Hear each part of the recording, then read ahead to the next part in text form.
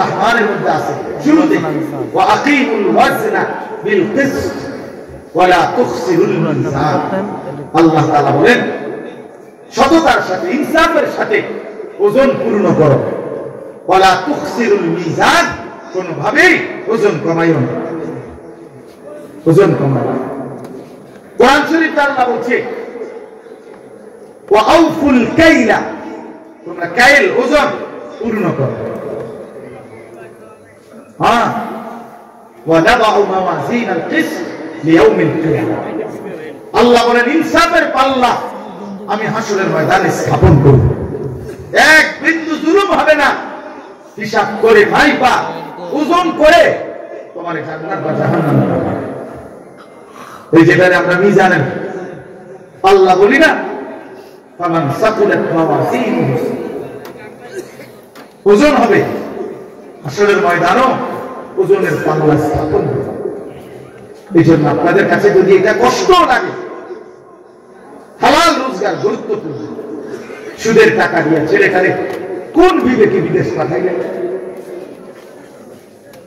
কেন নিজের আখিরাত বরবাদ করে দিলেন? কেন বরবাদ করে দিলেন? কিস্তির টাকা দিয়ে ঘরের ফার্নিচার কেন কিনলেন? যতদিন পর্যন্ত এই কিস্তির টাকার ফার্নিচার ঘরে থাকবে, একটা ইবাদত তো কবুল হবে না। আপনি আখিরাতে গেলে না দেখবেন জিরো জিরো। কেন হারাম রোজগার করবেন? কেন কাস্টমারকে ঠকাবেন? কেন মানুষকে প্রতারিত করবেন? এক মুসলমান প্রতারিত করতে পারে না।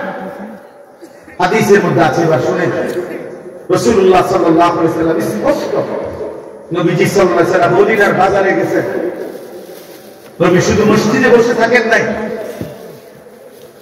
একেবারে স্পষ্ট আছে হাদিসে, আল্লাহ নবী সাল্লাল্লাহু আলাইহি ওয়াসাল্লাম মদিনার বাজারে গেছেন, গিয়া গমের দোকানদার গম বেচে, গম স্তূপ দিয়ে রাখছে, শুকনা গম।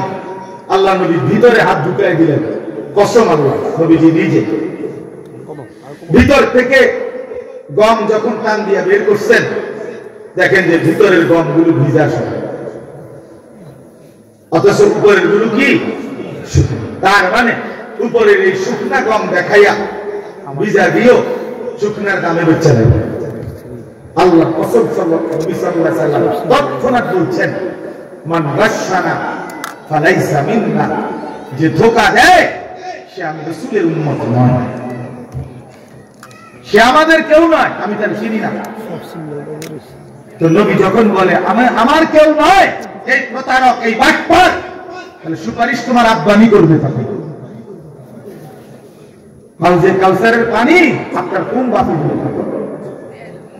এই সূরার ওয়াইলুল লিল মুতাফফিফিন, ওজনে কম হবে। এবার শুনেন শেষ, এই ব্যাপারে শেষ কথাটা, কোরআন শরীফে একটি জাতির কথা আছে, হযরত শুআয়ব আলাইহিস সালাম। এই শুআয়ব আলাইহিস সালাম একজন নবী ছিলেন, মুসা আলাইহিস সালামের শ্বশুর। ওই যে মুসা নবী ফেরাউনের বাহিনীর ভয়ে যে চলে গেছিলেন, গিয়া যেখানে আশ্রয় নিলেন, ওই এলাকার নামে হলো শুআয়ব আলাইহিস সালামের কওম। এই শুআয়ব আলাইহিস সালামের জাতি, আল্লাহ তাআলা ওই নবীর কওমকে, আল্লাহ তাআলা পুরা জাতিকে আল্লাহর নাফরমানির কারণে আযাব দিয়ে একদিন রাত্রি গভীরে একজন ফেরেশতা আইসা বিকট জোরে একটা চিৎকার মারছে। একটি চিৎকারে পুরা জাতি কুকুর হইয়া পইরা, কোলের বাচ্চা, দুধের বাচ্চা, পেটের বাচ্চা, জওয়ান, বুড়া, নারী, পুরুষ সব মরে গেছে, সব। ফাসবাহু ফি দারিহিম জাতিমিন, কোরআন শরীফে আছে। এই জাতি আল্লাহ তাআলা কেন ধ্বংস করছে? শুআয়ব আলাইহিস সালামের কওমকে কোরআন শরীফে স্পষ্ট আছে, তাদের মূল অপরাধ ছিল তারা ওজনে কম দিত। খোদার কসম, এটা কোরআনে আছে, তারা ওজনে কম দিত।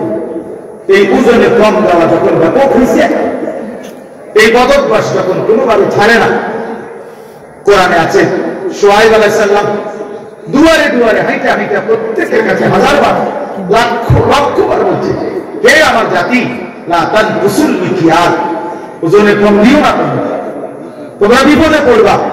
ইন্নী আখাফু আলাইকুম আযাব ইয়াউমিন আযীম, আমি তোমাদের উপরে বড় ভয়ানক আযাবের ভয় পাচ্ছি, তোমরা ওজনে কম দিও না। কিন্তু নাফরমান কওম কোনোভাবে পাত্তা দেয় না, শুনে নাই। ফলে একদিন সত্যি সত্যি আল্লাহ তাআলা চূড়ান্ত আযাব দিয়ে পুরা বাচ্চা পুরা কওম শেষ করে দিল। এজন্য হারাম করতে গেলে কোন হারাম করবে, কোন থেকে কোন সুদ করবে, কোন হারাম করবে, কোন অবৈধ উপার্জন কেন পৃথিবীতে 2 পুরুষ 3 পুরুষ 4 পুরুষ দীর্ঘদিন যাবত টিকে না। একদিন আপনার এই বিত্তশালী হারাম একদিন নিশ্চিন্ন হইয়া 50 বছর 40 বছর 70 বছর একটা প্রজন্ম হয় নাতি মেতে নাতির ঘরের পরের জন একজন না একজন আইসা ফকির হয়েছে। পৃথিবীতে ইতিহাসই অগণিত।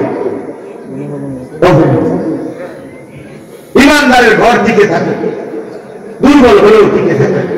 নেককারের ঘর প্রজন্মের পর প্রজন্ম টিকে থাকে। সুদখোরের বাড়ি 30 বছরের ব্যবধানে কুত্তা ঘুমান আমি দেখছি, আমার নিজ চোখে দেখছি। সেই বাড়িতে কুত্তা ঘুমান আর কোন মানুষ হারাম করে। এজন্য কোন হারাম করে তার ফ্যামিলি আগামী জেনারেশন হয় 40 বছর 70 বছর 50 বছর 100 বছরের ব্যবধানে নিশ্চিন্ন হয়েছে। প্রিয় ভাই আমার, বাপ আমার, বন্ধু আমার, হারামের পিছনে না যাওয়া, হারাম রোজগারের চেষ্টা না করা। দুনিয়া অল্প হোক বেশি হোক, একটা গুরুত্বপূর্ণ কথা হলো দুনিয়া যদি সর্বোচ্চ কামরা কামড়ি করে কাইরা কেউ যদি জিতেও যায়, সর্বোচ্চ কষ্ট করেও জায়েজ না জায়েজ হালাল হারাম বৈধ অবৈধ ন্যায় অন্যায় সব মিলাইয়া কেউ যদি দুনিয়া জিতেও যায়, 7 মহাদেশের বাদশাও হয়, আল্লাহর কসম সেও মরে যাবে। দুনিয়া জিতলেও মরে যাবে, হারলেও মরে যাবে।